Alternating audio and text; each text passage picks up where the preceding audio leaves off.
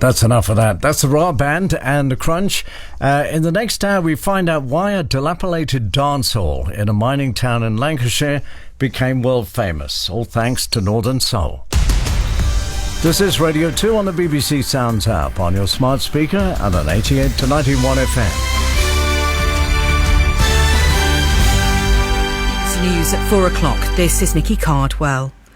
The Labour leader Sir Keir Starmer has told his party's annual conference in Liverpool that he'd reverse the Chancellor Kwasi Kwarteng's decision to scrap the highest rate of income tax. He also outlined proposals to improve working conditions. The General Secretary of the TUC, Frances O'Grady, welcomed the plans. What was interesting was a very confident outlining of what a Labour government would do for working people, that we'd have a real living wage instead of a minimum wage, that he would ban 0 hours and fire and rehire, some of those, awful employment practices that we've seen in our jobs market. The head of the RMT union, Mick Lynch, says a meeting with the new Transport Secretary Anne-Marie Trevelyan about jobs, pay and conditions in the rail sector was a good start. More train strikes are due to be held next Saturday as part of the long-running dispute between unions and rail companies. Our business correspondent Mark Ashdown was listening to Mr Lynch's comments. Mick Lynch described it as a very pleasant meeting. He said she allowed them to explain, in his words, everything that is wrong with our transport system and the railways in particular, but said we now need concrete change to get negotiations with rail operators freely moving forward. He said, I'm more optimistic than I was under Grant Shapps. It's better to have face-to-face dialogue than be locked out of the room, and he hopes Anne-Marie Trevelyan is astute enough, he says, to continue this dialogue. Pro-government rallies are being held in a number of cities in Iran in an attempt by the authorities to quell days of demonstrations sparked by the death of a woman in police custody. But a BBC correspondent says videos on state television appear to show a low turnout. At least 41 people are thought to have died in clashes between demonstrators and the security forces. A powerful typhoon has hit the most populated area of the Philippines.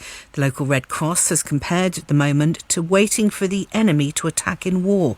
Laura Bicker reports from the capital, Manila. Super Typhoon Noru has now crashed into the main island of the Philippines, which is home to more than 64 million people. Weather forecasters fear the storm will bring torrential rain, coastal surges and wind gusts of up to 127 miles an hour. The Red Cross has water tankers, generators and food ready for affected areas. Volunteers are monitoring the coastline, rivers and bridges to phone in potential problems. And hundreds of people have already been evacuated from low-lying areas. Humberside police have arrested a 17-year-old after 11 people were hurt at a gathering of car owners in Scunthorpe. One person is in a critical but stable condition.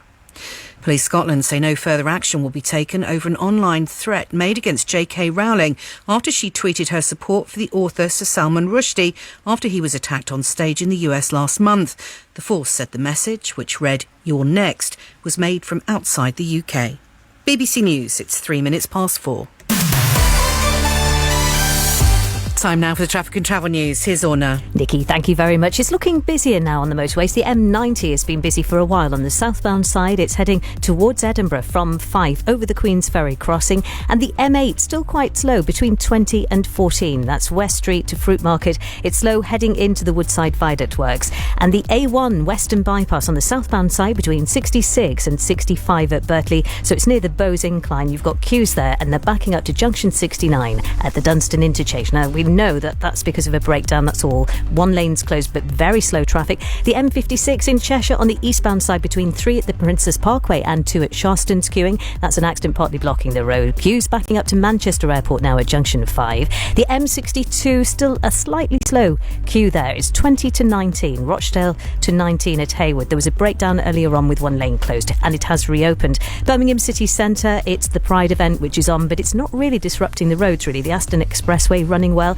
The M6 in Cheshire, slow southbound, 19 Knutsford down to 18 at Middlewich, a breakdown. And another one for you as well in Warwickshire, junction 2 at the M69 near junction 2. That's at Coventry, so one lane closed. The M5 northbound, junction 8 at the M50 to 7 at Worcester, a lorry having a tyre change there. And Julia got in touch. She was travelling through Berkshire on the M4. It's closed westbound 11 to 12 at Thiel and queues through Reading as a result. Traffic diverting onto the A4 Bath Road as well.